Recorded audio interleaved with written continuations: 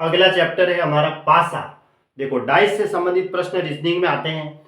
अगर घन, तो घन में 6 वर्गाकार सतह होती है तो उसे बंद आकृति को घन कहते हैं, और घनाभ में 6 आयताकार सतह होती है जिस बंद आकृति को हम घनाभ कहते हैं।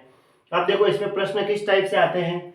अगर केवल एक ही घन दिया हुआ हो तो उसको हम कहते हैं स्टैंडर्ड डाइस, ठीक है, जिसमें विपरीत फलकों का योग जो होता है वो 7 होता है, ऐसे।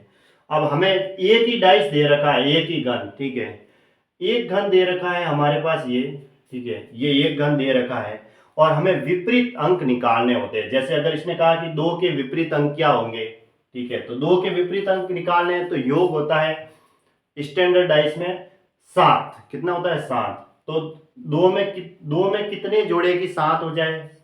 तो 5 जोड़ेंगे तो 5 होगा 2 के विपरीत अंक, यानी 5 और 2 दोनों मिलकर के 7 हो जाएंगे। योग 7 होना चाहिए। 6 के विपरीत अंक निकालने हो तो 6 और 1 7 होते हैं। 3 के विपरीत अंक निकालने हो तो 3 और 4 7 होते हैं, ऐसे। ये इसका आंसर है, ठीक है, ऐसे अगर पूछे जाए तो ये इसके आंसर है। ऑप्शन के हिसाब से बता दो। अब अगर ये तो एक ही घन था, अगर 2 घन दे दिए जाए तो फिर कॉमन होते हैं, उस कॉमन के अनुसार देखना होता है। कैसे?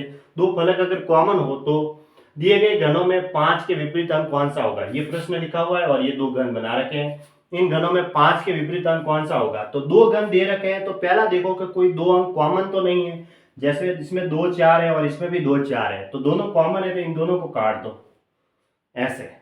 दोनों कॉमन है, 4 2 कॉमन है, 4 2 इसमें भी है, तो दोनों को मैंने काट दिया।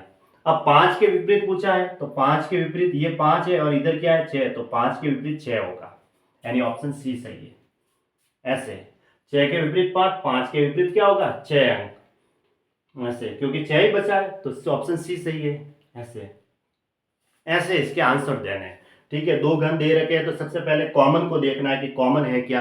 कॉमन वाला रूल्स होता है 2 कॉमन है तो दोनों को काट दो, फिर 5 के विपरीत का पूछा है तो 5 के विपरीत 6 अंक होगा।